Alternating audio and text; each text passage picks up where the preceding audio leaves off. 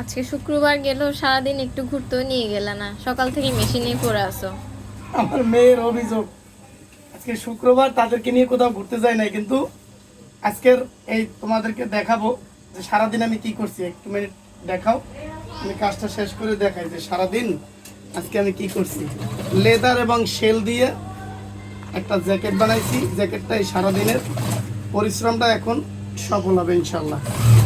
দেখাবো, জ্যাকেটটা অনেক সুন্দর হয়েছে। আমাদের মোবাইলে দেখছো, এই হলো আজকে সারাদিনের পরিশ্রমের ফসল। আমি একটু গায়ে দিয়ে দেখাই। এই হলো আজকে সারাদিনের পরিশ্রম, শুক্রবার দিন।